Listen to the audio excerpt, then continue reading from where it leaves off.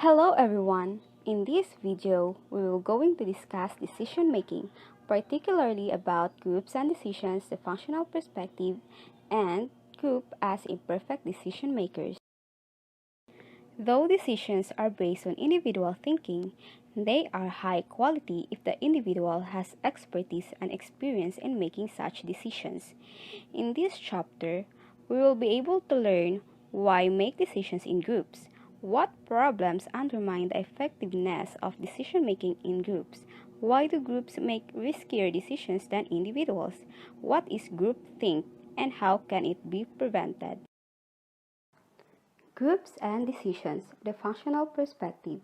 This theory is about how groups' interactions have a positive effect on final decisions. The term functional perspective is used to describe and predict performance when certain criteria for communication functions are fulfilled. What is the secret to group superiority in making decisions? A functional theory of group decision-making suggests that skilled decision-making groups are more likely to make use of group procedures that enhance the way they gather, analyze, and weigh information. Figure 11.2 shows the functional model of group decision-making, where we will going to elaborate later. Orientation. Decisions begin with a problem that needs a solution. In the first stage of problem solving, the group must organize the procedures it will use in its work. Members clarify the group's goals, identify the resources needed to make the decision, enumerate obstacles that must be overcome or avoided, specify the procedures to be followed in gathering information and making the decision, and agree on procedures to follow during the meeting. All this planning provides the blueprint for the order in which sequence of operations is to be performed, so that actions are structured effectively. The group should, by the end of the orientation phase, understand its purpose, its procedures, and the task that it will undertake. Armed with a shared plan, groups no longer simply react to situations. Rather, they proactively influence events so that their expectations are affirmed. So, under orientation is defining the problem and planning process. One particularly valuable outcome of this period of orientation is the development of a shared mental model, a cognitive schema that organizes declarative and procedural information pertaining to the problem and the group that is held in common by the group members. Because of differences in prior experiences, knowledge, expectations, and so on, each individual may have a differing view of the history of the issue, the current situation, and even the methods that will be used to reach a decision. Some of these differences may lead to misunderstandings and inefficiencies as the group does its work. So, the emergence of agreement that shared mental model will facilitate the group's functioning. When group members adopt the same general conceptualization of their tasks, goals, and procedures, their final choices reflect the group's preferences rather than the group members' personal biases. Planning process. In a time-urgent world, groups sometimes rush through the orientation stage. They want to get on with the work and not waste time with preliminaries. However, research clearly favors delaying the discussion of the issue at hand until the group reviews and, if needed, clarifies its goals, procedures, and time constraints. The importance of planning is so great that in some cases, it is the only thing that differentiates successful groups from unsuccessful ones. Planning that addresses deadlines and time constraints also enhances performance. Groups are notorious for the injudicious use of time, but groups that recognize that their time is limited plan out their work better than groups that assume their time is unlimited. Given the clear benefits of spending time planning process, it is unfortunate that few groups show much interest in planning their procedures. Even when enjoined to plan, groups believe that planning activities are less important than actual task activities. This anti-planning bias stems, in part, from the tendency of groups to apply whatever method they used in past to current and future projects. Discussion. If information is the lifeblood of decision-making, Then, the discussion phase must be the heart of that process. During the discussion stage, group members gather and process the information needed to make a decision. Group members also share information about the problem, express agreement or disagreement, and ask for more information and clarification. The levels of these actions shown in Figure 11.3 will vary depending on the nature of the group discussion and its level of intensity, but in most groups, communication peaks during this phase.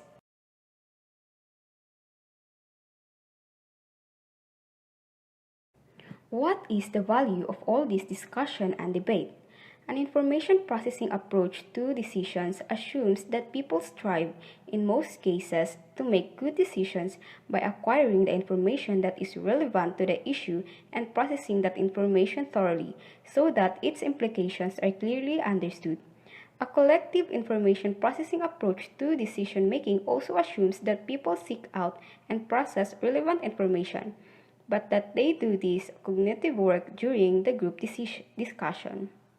So, collective information processing model is a general theoretical explanation of group decision making, assuming that groups use communication and discussion among members to gather and process the information needed to formulate decisions, choices, and judgments. A group's collective memory is a shared reservoir of information held in the memories of two or more members of a group. Groups remember more than individuals because groups draw on more memories that contain different types of information. So groups do not merely draw on a larger pool of information than individuals. They can also exchange information among the members of the group, thereby further strengthening their access to information as well as their recall of that information. A group, then, is a multi-agent connectionist informational network that consists of a collection of individually current networks that communicate with each other and, as such, is a network of networks. When group members exchange information, they may give each other cues that help them remember things that they would not recall if working alone. This process is known as cross-cueing. So cross-cueing is the enhancement of recall that occurs during group discussion when the statements made by group members serve as cues for the retrieval of information from the memories of other group members. Transactive memory also enhances the group's capacity to store and quickly access information by dividing data among the members. Members working in the same group often specialize to a degree in different areas. These individuals not only have memory information on a given topic, but they are also the ones who should be more responsible for storing any new information that is relevant to their area of expertise. In the last part of discussion, we have the processing information. Groups not only recall and exchange information more effectively than individuals, they also process that information more thoroughly through discussion. Members ask questions and others offer answers. Alternative options are discussed, and the strengths and weaknesses of each option are considered.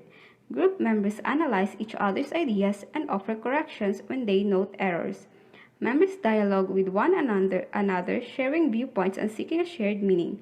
Ideas are debated, with some group members seeking to convince others that their position is better. The group members also monitor their work and intervene as necessary to bring the group back on task. Most group discussions also include an interpersonal element that complements the focus on the work to be done. Decision-making groups not only share and evaluate information, they also encourage each other, express commitment to the group, and help each other. Next to discussion is the decision. Social decision schemes. A social decision scheme is a group's method for combining individual members' input in a single group decision. Some groups have clearly defined ways of making a decision. Their bylaws may state, for example, that they will follow a particular rule of order. So it is a strategy or rule used in a group to select a single alternative from among various alternatives proposed and discussed during the group's deliberations, including explicitly acknowledged decision rules and implicit decisional rules. Some common social decision schemes are delegation, averaging, voting, consensus, and random choice. Delegating decisions. An individual, subgroup, or external party makes the decision for the group. Under an authority scheme, the leader, president, or other individual makes the final decision with or without input from the group members. When an oligarchy operates in the group, a coalition speaks for the entire group. Other forms of delegation include asking an expert to answer, or forming a subcommittee made up of a few members to study the issue and reach a conclusion. Averaging decisions. Each group member makes his or her decision individually, and these private recommendations are averaged together to yield a nominal group decision. Plurality decisions. Members express their individual preferences by voting, either publicly or by secret ballot. In most cases, the group selects the alternative favored by the majority of the members, the very common majority rules scheme. But in some cases, a more substantial plurality, such as a two-thirds majority scheme, is needed before a decision becomes final. Some groups also use ranking methods with more points awarded to alternatives that are ranked higher than others. Unanimous decisions, or the consensus. The group discusses the issue until it reaches an unanimous agreement without voting. Lastly, random decisions. The group leaves the final decision to chance by, say, flipping a coin. Implementation. When the die is cast and a decision made, two significant pieces of work remain to be done. First, the decision must be implemented. If a union decides to strike, it must put its strike plan into effect. If a city planning commission decides that a new highway bypass is needed, it must take the steps necessary to begin construction. If an advisory committee approves an invasion, its members must mobilize the necessary military forces. Second, the quality of the decision must be evaluated. Implementation is affected by procedural justice, group members' evaluation of the fairness in the processes that the group used to make its decisions. Willingness to endorse and support a group's decisions depends on such factors as members' sense of control over the process, involvement in it, and evaluation of the outcome itself. If the group members believe that the procedures that the group used to make its decision were fair ones, then they will be more likely to act in supportive, pro-group ways. Moreover, procedural justice is perception of the fairness and legitimacy of methods used to make decisions, resolve disputes, and allocate resources. Also, in judicial context, the use of fair and impartial procedures. Many factors influence perceptions of procedural fairness, but when people believe that they had a voice in the matter, that they could have expressed any concerns they had and others would have listened and responded, then they tend to be far more engaged in the implementation of the final decision. Who decides, individuals or groups? Victor Vroom's normative model of decision-making suggests that different types of situations call for different types of decision-making methods. In some cases, the decision-maker should not even consult with others before he or she makes a choice. In other cases, however, the leader should seek input from the group or even turn the decision over to the group entirely. Vroom's most recent model identifies these 5 basic types of decision-making process. First, decide. The leader solves the problem or makes the decision and announces it to the group. The leader may rely on information available to him or her at that time, but may also obtain information from group members. The members only provide information to the leader, and the leader may not tell the group members why the information is needed. Next, consult individual. The leader shares the problem with the group members individually, getting their ideas and suggestions one-on-one without meeting as a full group. The leader then makes the decision, which may not reflect the group members' influence. Next, consult group. The leader discusses the problem with the members as a group, collectively obtaining their input. Then the leader makes the decision, which may not reflect the group members' influence. Next is the facilitate. The leader coordinates a collaborative analysis of the problem, helping the group reach consensus on the issue. The leader is active in the processes but does not try to influence the group to adopt a particular solution. The leader accepts the will of the group and implements any decision that is supported by the entire group. And lastly, delegate. If the group already functions independently of the leader, then he or she can turn the problem over to the group. The group reaches a decision without the leader's direct involvement, but the leader provides support, direction, clarification, and resources as the group deliberates. Group as imperfect decision makers. Although groups, with their vastly greater informational and motivational resources, have the potential to outperform individuals, they do not always reach that potential. Group discussion pitfalls. Most experts on group communication agree that misunderstanding seems to be the rule in groups, with accurate understanding being the exception. On the sender's side, many group members lack the skills needed to express themselves clearly. They fail to make certain that their verbal and nonverbal messages are easily decipherable and so unintentionally mislead, confuse, or even insult other members. On the receiver's side, inaccuracies also arise from the information processing limitations and faulty listening habits of human beings. Listeners tend to level, sharpen, and assimilate information offered by others during a discussion. Nor do all group members have the interpersonal skills that the discussion demands.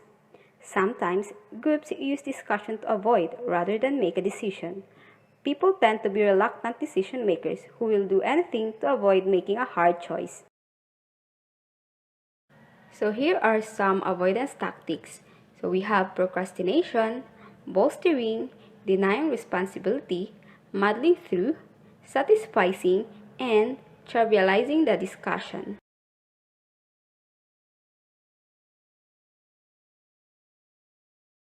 Next, we have the shared information bias. This is the tendency for groups to spend more time discussing information that all members know and less time examining information that only a few members know. What causes the shared information bias?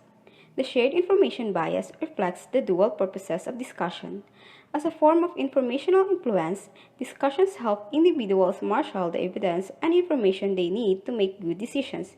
But as a form of normative influence, discussions give members the chance to influence each other's opinions on the issue. Groups can also avoid the shared information bias if they spend more time actively discussing their decisions. Other methods of avoiding the bias include increasing the diversity of opinions within the group, using an advocacy approach rather than general discussion, emphasizing the importance of dissent, and introducing the discussion as a new topic rather than a return to a previously discussed item. Group Decision Support Systems, or the GDSS, offer members a way to catalog more comprehensively the group's total stock of information and then share that information collectively. Cognitive limitations.